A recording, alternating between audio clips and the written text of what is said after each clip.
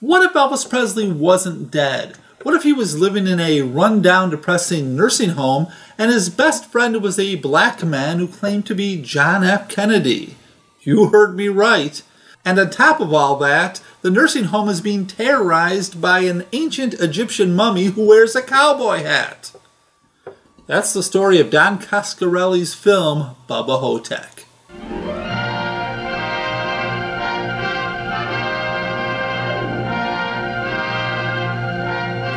Well, hello there, Old Man Kelly here, Jeff to my friends, and you can call me Jeff. Now look, if you've come to hear me talk about the latest $1 million Hollywood blockbuster, then you've come to the wrong place. There's a lot more to cinema than what your local cinema Cineplex is showing on 7 screens. Today I'm going to talk about a wonderfully silly, low-budget film from 2002 called Bubba Ho-Tep. Now imagine this, Elvis, JFK, a nursing home, and an evil Egyptian mummy. What more do you want? The story goes like this. Back in the 1970s, the real king of rock and roll, tired of his fame and all that comes with it, changed places with an Elvis impersonator named Sebastian Haff.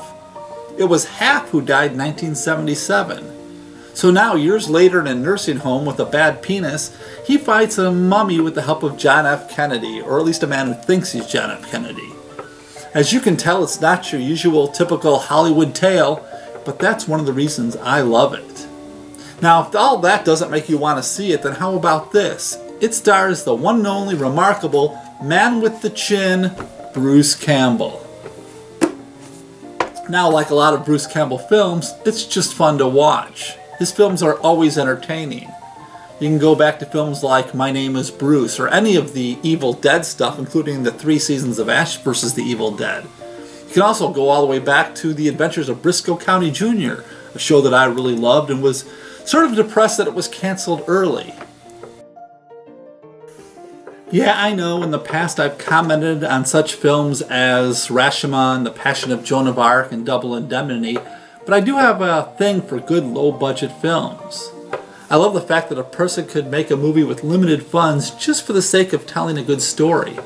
Ho-Tep was made for under $1 million. In fact, IMDb says $500,000. The budget was so small they couldn't use any of Elvis's music or his movie clips.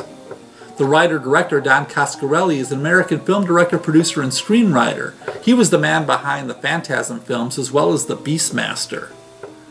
Ho-Tep was based on a novella of the same name by a person named Joe Lansdale.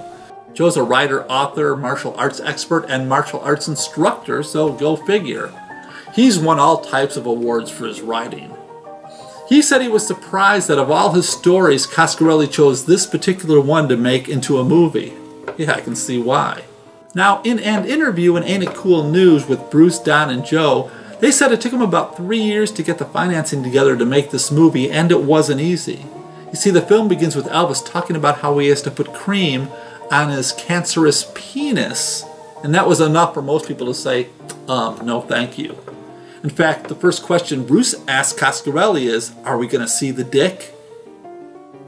Spoiler alert, we don't see Elvis's dick in the movie. Now, the film was shot in about 30 days at an old abandoned hospital campus. Bruce had to get there about 2.5 hours before everybody else to have all that makeup applied to his face to look like old Elvis. Now, apparently he got involved because Coscarelli was talking to Sam Raimi, explaining the plot to him, and it was Raimi who said, you should get Bruce Campbell to do this, he's a great actor.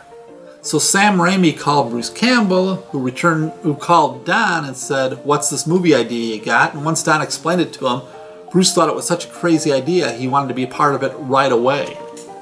And since it was an independent film, Don could take his time putting it together.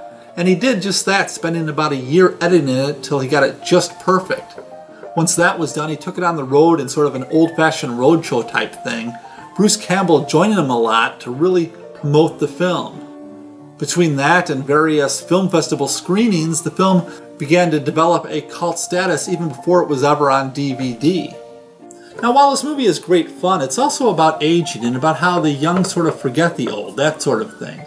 Joe Lansdale said, the thing that struck me about this whole thing was the dignity of old age. Just because you're old doesn't mean you can't have dignity or make some sort of an effort that's of value. Of course, in this it's a superhuman effort, It's a movie. Bruce Campbell said, "It's not a horror film though, that's why I jumped all over it. Here's what I realized about Bubba Ho-Tep. Regardless of whether you like the movie or not, whether it's good or bad, it's not your standard stalk and slash movie."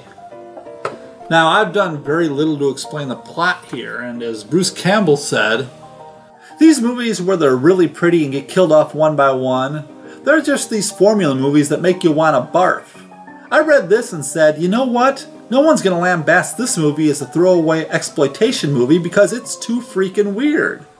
No one's going to say that about this movie. Bubba Ho-Tep, I just go, I don't know what it is. Folks, just go see it. And I agree with Bruce. Now, Rotten Tomatoes gives this film a score of 78%, which is pretty good. And the late, great Roger Ebert of the Chicago Sun-Times gave this film 3 out of 4 stars, saying, "It's the damnedest ingratiating way of making us sit there and grin at its harebrained audacity, laughing at its outhouse humor, and be somewhat moved, not deeply but somewhat, at its poignancy of these two old men and their situation." Now, I highly recommend this film, as you probably can tell. It's so much fun, and I've talked way too long here. This is Old Man Kelly saying thanks for watching. I'll be back soon with another film review or whatever you call these things I do. Bye.